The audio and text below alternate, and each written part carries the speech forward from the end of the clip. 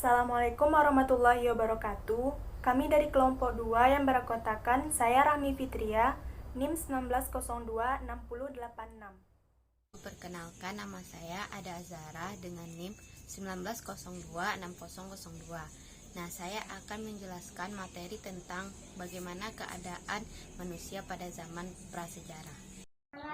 Saya Ahmad Fatihin dengan NIM 19026005. Perkenalkan, nama saya Nisa Alicia, NIM 19026014. Perkenalkan, nama saya Dina Jenofis Wajriah dengan NIM 19026029. Perkenalkan, nama saya Farhan Muzaki, NIM 19026035.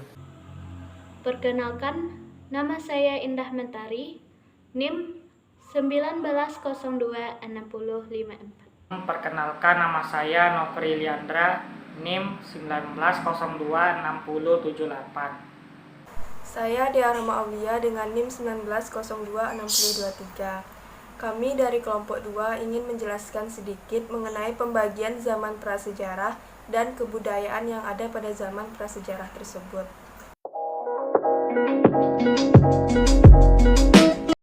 Baiklah, saya akan menjelaskan keadaan bumi pada zaman prasejarah. Secara sains, bumi terbentuk mula-mula pada 4,6 miliar tahun lalu. Bumi pada awalnya terbentuk berdasarkan gaya penyusun, yaitu gravitasi. Gravitasi menarik partikel-partikel dan unsur gas yang ada di tata surya dan berkumpul, yang pada akhirnya membentuk lapisan atmosfer planet bumi. Lapisan-lapisan partikel awal yang terbentuk kemudian menjadi lempeng tektonik. Gaya tarik-menarik karena adanya gravitasi mengakibatkan terjadinya tumbukan dan tabrakan antara satu lempeng dengan yang lainnya, yang akan menimbulkan beberapa area planet memuntahkan lahar panas yang kemudian membentuk gunung berapi purba. Sedangkan partikel yang tidak terkena panas matahari membeku dan tertarik oleh gravitasi bumi. Partikel-partikel berwujud es padat yang kemudian mencair planet bumi yang terus-menerus mengakibatkan suhu bumi mulai menurun. Pada 3 miliar tahun yang lalu, bumi dipenuhi oleh air akibat mencairnya partikel yang tertarik oleh gravitasi bumi. Daratan yang ada sangat sedikit, tidak sampai 20%. Pada 2 miliar tahun yang lalu, di mana bumi berada dalam masa diam dan hening, Science Alert dalam lamannya menerangkan bahwa fase diam yang terjadi sekitar 2 miliar tahun yang lalu itu juga menjadi fase saat daratan dan benua di bumi mulai terbentuk dan saling menyatu. Proses pembentukan rangkaian benua ini terjadi dalam kurun waktu yang sangat lama, yaitu berkisar antara 250 sampai 500 juta tahun. Pada ratusan juta tahun yang lalu telah terbentuk banyak kehidupan. Berdasarkan penelitian dan studi yang dilakukan oleh ilmuwan membuktikan adanya bahwa banyak jenis flora dan fauna sekitar 100 sampai 900 juta tahun yang lalu. Sekitar 600 juta tahun yang lalu mulai muncul bakteri dan kuman. Untuk manusia, terutama Homo sapiens, ada sekitar 300.000 tahun yang lalu.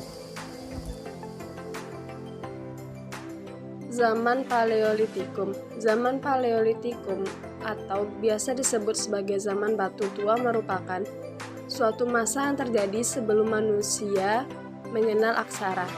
Zaman ini diperkirakan berlangsung ketika zaman es mulai berakhir atau tepatnya sekitar 50.000 sampai 10.000 tahun sebelum Masehi. Bentuk kebudayaan. Yang pertama, kebudayaan Pacitan. Kebudayaan Pacitan ditandai dengan penemuan benda peninggalan zaman Paleolitikum berupa kapak genggam. Penemuan ini adalah pertama kali dan ditemukan oleh von Koenigsweg pada tahun 1935, tepatnya di wilayah Pacitan. Maka dari itulah salah satu kebudayaan zaman Paleolitikum disebut sebagai kebudayaan Pacitan. Yang kedua, kebudayaan Nganjuk. Kebudayaan Ngandong ini ditandai dengan penemuan berbagai peralatan yang terbuat dari tulang. Ada juga alat untuk menusuk yang berbahan dasar tanduk rusa, flakes, dan juga ditemukannya ujung tombak bergigi di wilayah Ngandong dan Sidoarjo. Pada masa kebudayaan ini, ada bahan baku peralatan yang digunakan sudah sangat bervariasi. Beberapa telah disebutkan sebelumnya, sementara ada juga yang berbahan dasar Jenis-jenis peninggalan manusia purba pada zaman ini. Yang pertama, kapak genggam. Kapak yang kebanyakan ditemukan di wilayah Pacitan ini dinamakan kapak genggam. Hal ini karena bentuknya yang menyerupai kapak tetapi tidak memiliki tangkai atau pegangan. Yang kedua, kapak perimbas. Kapak perimbas digunakan manusia purba untuk merimbas kayu menjadi senjata pada waktu tertentu dan juga untuk memahat tulang. Peralatan satu ini kebanyakan ditemukan di Pacitan, Sukabumi, Lahat, dan Gombong. Yang ketiga ada flakes. Flakes adalah peralatan yang bentuknya kecil atau mini. Alat ini terbuat dari batu chalcedon yang dimanfaatkan sebagai alat untuk mengupas makanan, berburu binatang, menangkap ikan, mengumpulkan buah-buahan, dan menggali ubi. Selanjutnya, peralatan dari tulang binatang atau tanduk rusa. Kebanyakan alat ini berbentuk penusuk atau belati dan juga ujung tombak yang bergerigi. Alat ini digunakan untuk menangkap ikan dan menggali tanah untuk mengeluarkan umbi. Selanjutnya, bentuk manusia, Homo wajakensis. Homo wajakensis sudah ditemukan dalam tahun 1890 oleh E. de Bois di daerah Wajak, tepatnya di Jawa Timur.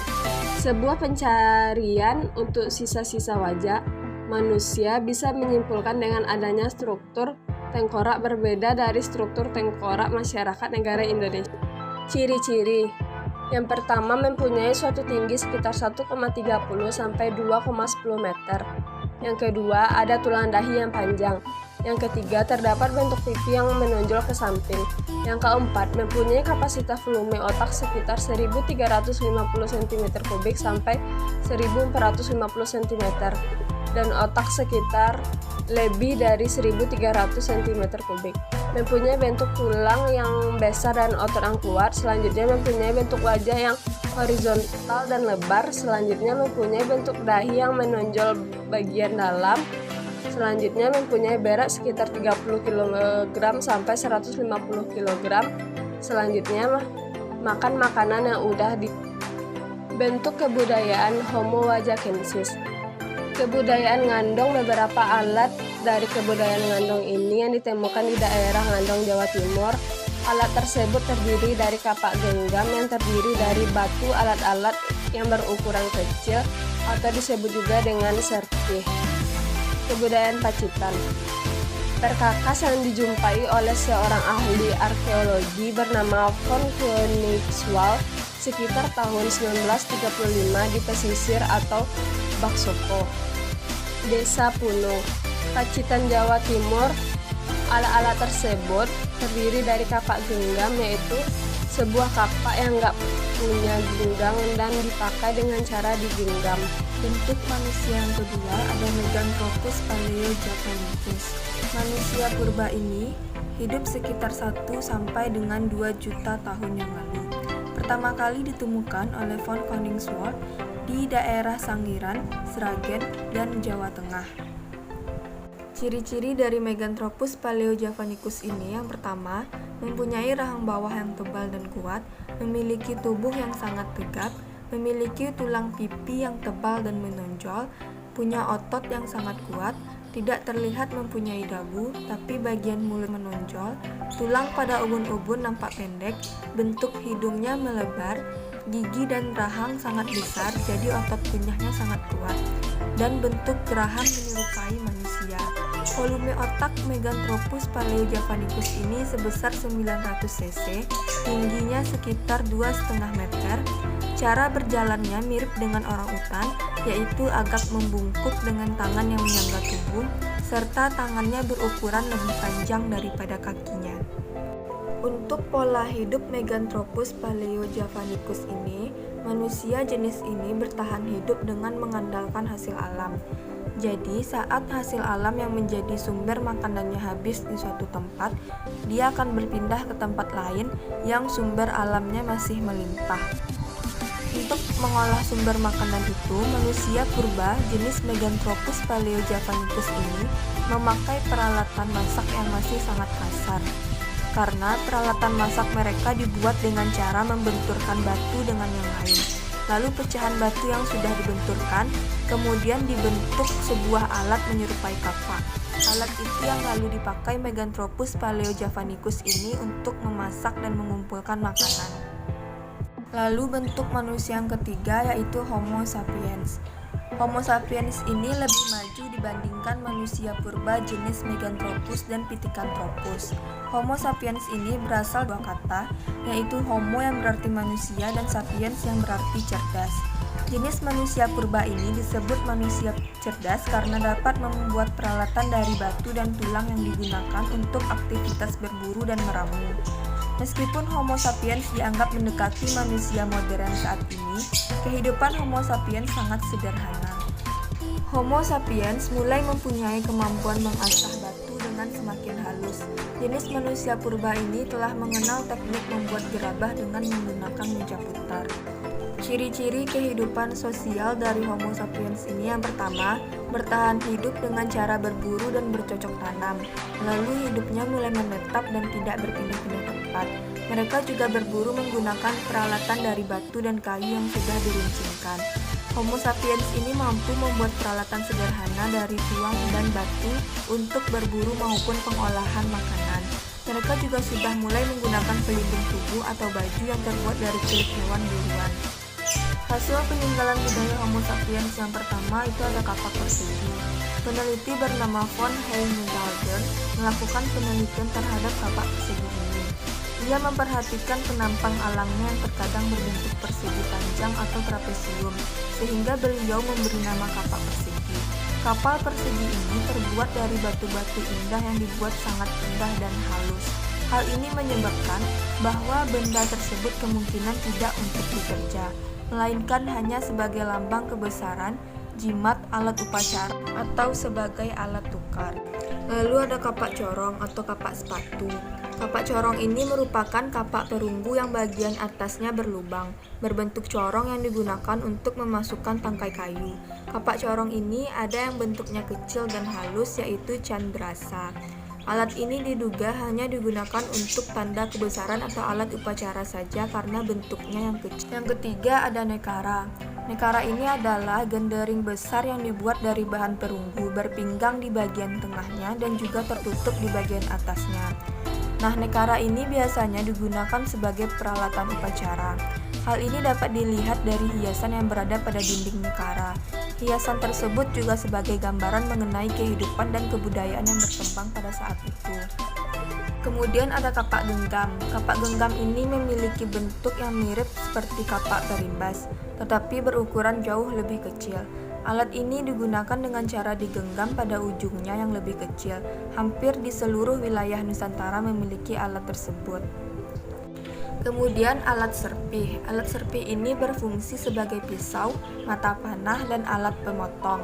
Alat ini berukuran kecil antara 10-20 cm dan banyak ditemukan di gua-gua. Yang terakhir ada alat tulang atau tanduk runcing. Alat tulang atau tanduk runcing ini terbuat dari tulang binatang untuk pisau, belati, dan mata tombak yang banyak ditemukan di Ngandong. Nah, selain hasil-hasil budaya tersebut, ada juga hasil budaya lainnya dari jenis manusia purba Homo sapiens ini. Hasil budaya tersebut diantaranya adalah kapak pendek, flaks, bejana perunggu, kapak genggam Sumatera, kapak batu, dan perhiasan, serta manik-manik dari perunggu. Kepercayaan yang berkembang pada zaman Paleolitikum. Seiring dengan berjalannya waktu, kebudayaan yang dikenal oleh manusia purba pada zaman Paleolitikum ini perlahan membawa warna baru untuk kehidupan mereka. Salah satunya adalah lahirnya sistem kepercayaan yang dianut oleh manusia pada zaman itu. Secara umum ada dua jenis kepercayaan manusia pada zaman tersebut, yaitu ada kepercayaan animisme dan dinamisme. Meskipun ada dua jenis kepercayaan yang dianut manusia purba pada zaman tersebut, pada dasarnya kepercayaan utama mereka adalah terhadap roh nenek moyang.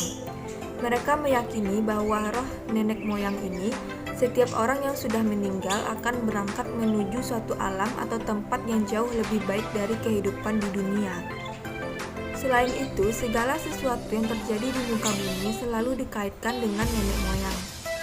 Misalnya jika terjadi bencana bumi seperti gunung meletus dan gempa bumi, maka itu adalah pertanda bahwa nenek moyang sedang marah. Sistem kepercayaan animisme adalah suatu sistem kepercayaan manusia yang sudah dikenal pada zaman Paleolitikum. Sama seperti dinamisme, manusia mempercayai akan adanya roh nenek moyang yang patut untuk dipuja. Secara khususnya, animisme ini adalah kepercayaan bahwa setiap benda mempunyai roh. Salah satu bukti adanya kepercayaan ini yaitu penemuan tulang belulang manusia di dalam gua. Yang kedua ada dinamisme. Dinamisme ini merupakan suatu sistem kepercayaan yang diyakini oleh manusia purba bahwa setiap benda memiliki kekuatan yang bersifat gaib. Adapun bukti bahwa kepercayaan tersebut sudah dianut oleh manusia zaman Paleolitikum, yaitu adanya penemuan menhir. Zaman Mesolitikum. Pada zaman Mesolitikum, manusia hidup dengan cara berburu dan menangkap ikan. Manusia mulai mempunyai tempat tinggal agak tetap dan bercocok tanam secara sederhana. Tempat tinggal yang mereka pilih umumnya berlokasi di tepi pantai dan di goa-goa. Sehingga di lokasi-lokasi tersebut banyak ditemukan berkas-berkas kebudayaan manusia pada zaman itu. Bentuk kebudayaan pada zaman Mesolitikum. Yang pertama, bentuk kebudayaan kapak genggam. Kapak genggam yang ditemukan pada zaman ini berbeda dengan kapak genggam pada zaman Paleolitikum. Penemuan Jochen Modinger ini disebut dengan kapak genggam Sumatera. Kapak genggam ini memiliki tekstur yang lebih halus dari koper atau kapak genggam pada zaman Paleolitikum. Bahan pembuatnya adalah batu kali yang dipecah-pecah. Yang kedua, kebudayaan alat tulang. Dalam penelitian di Goa Lawa, Sampung, Jawa Timur, pada tahun 1928 sampai 1931 ditemukan alat-alat kehidupan manusia purba di zaman Mesolitikum. Alat-alat kehidupan tersebut berupa alat-alat yang terbuat dari batu, seperti ujung panah, flakes, dan kapak genggam. Selain alat-alat dari batu, ditemukan pula alat-alat dari tulang dan tanduk rusa, serta alat-alat dari perunggu dan besi. Sebagian besar alat kehidupan yang ditemukan dalam penelitian tersebut adalah alat-alat dari tulang, sehingga dinamakan Sampung Bone Culture. Yang ketiga, kebudayaan alat serpi dan kebudayaan koala. Berasal dari peradaban Abri-South-Roch. Peradaban Abri-South-Roch merupakan peradaban di masa di mana manusia telah tinggal dalam goa. Goa, tempat tinggal manusia pada zaman ini, berfungsi sebagai tempat perlindungan dari cuaca dan binatang buas. Di tempat ini, banyak ditemukan alat serpi, alat-alat dari tulang dan tanduk, serta tulang manusia jenis Papua melanosoid. Bentuk manusia pada zaman Mesolitikum. Manusia pendukung pada zaman Mesolitikum adalah bangsa melanosoid, yang diperkirakan merupakan nenek moyang orang Sakai, Aeta, Aborigin, serta Papua. Hal ini dibuktikan dengan penemuan fosil ras Papua melanosoid atau Austromelanosoid di situs Sampung, tempat kebudayaan alat tulang atau bone kultur ditemukan. Fosil manusia ras Papua melanosoid juga ditemukan di bukit-bukit kerang yang merupakan tumpukan sampah dapur manusia zaman ini di Sumatera. Manusia purba di zaman Mesolitikum sudah mengenal kepercayaan dan penguburan mayat. Mereka menganut sistem kepercayaan dinamisme dan animisme. Kepercayaan dinamisme merupakan kepercayaan bahwa setiap benda memiliki roh atau kekuatan gaib. Sedangkan kepercayaan animisme adalah kepercayaan bahwa nenek moyang yang telah meninggal masih ada di dunia dan dilakukan pemujaan. Bukti kepercayaan ini terlihat dalam lukisan di Goa Leang-Leang, Sulawesi, berupa gambar telapak tangan wanita serta hewan yang diyakini dapat mengusir roh jahat. Bukti adanya penguburan mayat pada zaman Mesolitikum ditemukan di Goa Lawa, Sampung, Jawa Timur, serta di Kujoken Modinger. Mayat-mayat zaman tersebut dibekali dengan kapak-kapak yang diginda, perhiasan, serta keperluan sehari-hari lainnya. Hal ini dibuktikan dengan penemuan fosil ras Papua melanozoid atau Austromelanozoid di situs Sampung, tempat kebudayaan alat tulang atau bone kultur ditemukan. Fosil manusia ras Papua melanozoid juga ditemukan di Bukit-Bukit Kerang yang merupakan tumpukan sampah dapur manusia zaman ini di Sumatera. Manusia purba di zaman Mesolitikum sudah mengenal kepercayaan dan penguburan mayat. Mereka menganut sistem kepercayaan dinamisme dan animisme. Kepercayaan dinamisme merupakan kepercayaan bahwa setiap benda memiliki roh atau kekuatan gaib. Sedangkan kepercayaan animisme adalah kepercayaan bahwa nenek moyang yang telah meninggal masih ada di dunia dan dilakukan pemujaan. Bukti kepercayaan ini terlihat dalam lukisan di Goa Leang-Leang, Sulawesi, berupa gambar telapak tangan wanita serta hewan yang diyakini dapat mengusir roh jahat. Bukti adanya penguburan mayat pada zaman Mesolitikum ditemukan di Goa Lawa, Sampung, Jawa Timur, serta di Kujoken Modinger. Mayat-mayat zaman tersebut dibekali dengan kapak-kapak yang diginda, perhiasan, serta keperluan sehari-hari lainnya. Zaman Megalitikum. Bentuk kebudayaan: 1. Menhir, 2. Punden berundak, 3. Dolmen, 4. Sarkofagus, 5. Kubur batu, dan 6. Warga, 7. Arca batu. 1. Menhir. Menhir dibuat pada zaman Megalitikum di mana masyarakat mulai membangun bangunan atau monumen terbuat dari batu. Menhir biasanya didirikan secara tunggal atau berkelompok sejajar di atas tanah. Diperkirakan benda prasejarah ini didirikan oleh manusia prasejarah untuk melambangkan Valvos, yaitu simbol kesuburan untuk bumi. 2. Punden berundak. Punden berundak adalah salah satu hasil budaya Indonesia pada zaman Megalitikum atau zaman Batu Besar. Punden berundak merupakan bangunan yang tersusun bertingkat dan berfungsi sebagai tempat pemujaan terhadap roh nenek moyang. Pundak berundak pada zaman Megalitik selalu bertingkat 3 yang mempunyai makna tersendiri. 3. Dolmen. Dolmen adalah meja batu tempat melaksanakan sesaji yang dipersembahkan kepada roh nenek moyang. Dolmen merupakan hasil kebudayaan Megalitik di mana pada zaman Megalitik bangunannya selalu berdasarkan kepercayaan akan adanya hubungan antara yang hidup dan mati secara terhadap kesejahteraan masyarakat dan kesuburan tanaman. Dolmen ini merupakan sebuah media atau peralatan yang digunakan untuk mengadakan upacara pemujaan terhadap roh nenek moyang. 4. Sarkofagus. Sarkofagus adalah peti kubur batu yang terdiri dari wadah dan tutup yang pada ujungnya terdapat tonjolan.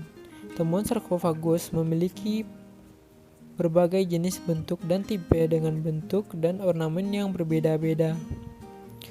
5. Ada kubur batu. Kubur batu adalah peti mati yang dibentuk dari 6 papan batu terdiri dari 2 sisi panjang, 2 sisi lebar, sebuah lantai. Kubur batu yang paling banyak ditemukan di Indonesia terdapat di 2 daerah, yaitu Sumba dan Minahasa. 6. Waruga. Warga berarti rumah tempat badan yang akan kembali ke surga. Bentuk waruga kebanyakan bentuk kotak batu dengan tutupnya berbentuk segitiga. 7. Arca batu. Arca atau patung-patung dari batu yang berbentuk binatang atau manusia. Bentuk binatang yang digambarkan adalah gajah, kerbau, harimau, dan monyet. Sedangkan bentuk arca manusia yang ditemukan bersifat dinamis. Bentuk manusia pada zaman Megalitikum. 1. Meganthropus paleojavanicus, manusia berukuran besar. 2. Pithecanthropus, manusia kera. Pembagian manusia Pithecanthropus. 1. Pithecanthropus erectus, manusia kera yang jalannya tegak atau tegap. 2. Pithecanthropus mojokertensis, manusia kera yang berasal dari Mojokerto. 3. Pithecanthropus soloensis, manusia kera yang berasal dari Solo. Kepercayaan zaman Megalitikum. Sebelum pengaruh Hindu dan Buddha tiba di Pulau Jawa, masyarakat Sunda telah mengenal sejumlah sistem kepercayaan, seperti terhadap leluhur, benda-benda angkasa dan alam seperti matahari, bulan, pepohonan, sungai, dan lain-lain. Pengenalan terhadap teknik bercocok tanam, ladang, dan beternak membuat masyarakat percaya terhadap kekuatan alam. Dalam melaksanakan ritual atau upacara keagamaan, masyarakat prasejarah itu berkumpul di kompleks batu-batu besar megalit seperti punden berundak, bangunan bertingkat-tingkat untuk pemujaan, menhir, tugu batu sebagai tempat pemujaan, sarkofagus, bangunan berbentuk lesung yang menyerupai peti mati, dolmen, meja batu untuk menaruh sesaji, atau kuburan batu, lempeng batu yang disusun untuk mengubur mayat. Zaman Neolitikum. Bentuk kebudayaan: 1. Anyaman, 2. Pakaian, 3. Gerabah, 4. Kapak persegi, 5. Kapak lonjong, 6. Kapak bahu, 7. Perhiasan, 8. Mata panah, 9. Perahu, 10. Tembikar. 1. Anyaman. Bahan yang dipakai untuk membuat anyaman adalah bambu, rumput, dan rotan. Teknik yang dipakai yaitu berupa teknik anyak dengan pola geometrik. 2. Pakaian.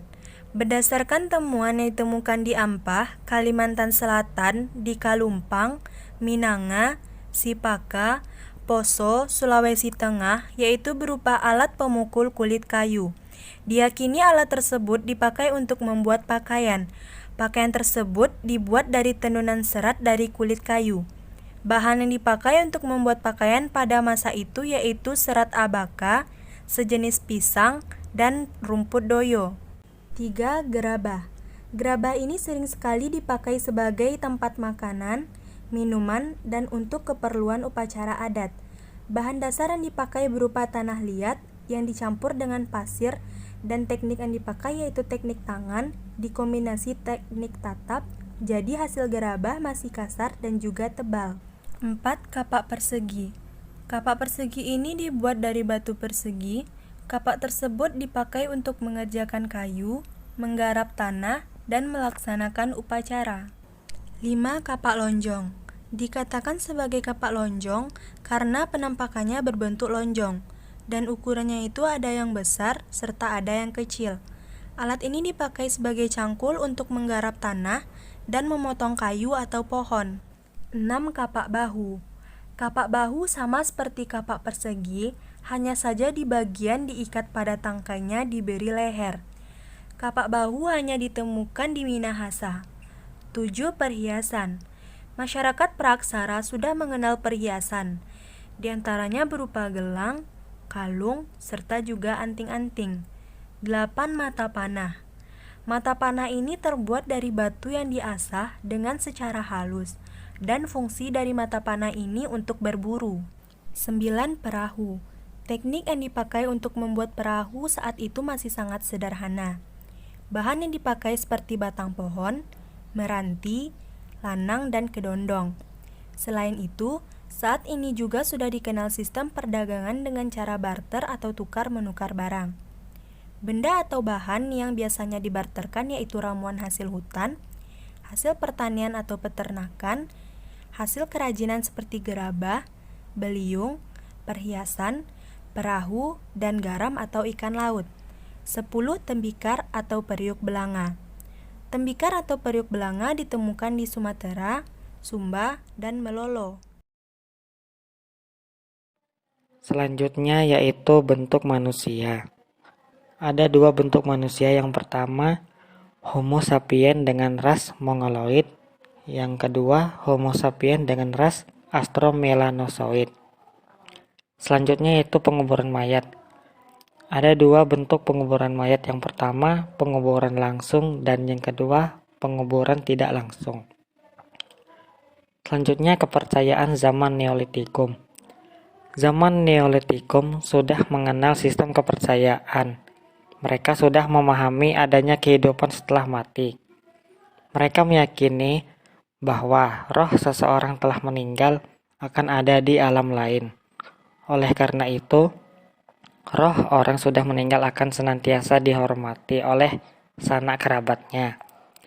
Dalam upacara penguburan ini, orang yang meninggal orang kaya, maka upacara kematian semakin mewah dan barang ikut dikubur semakin banyak, dan sebaliknya.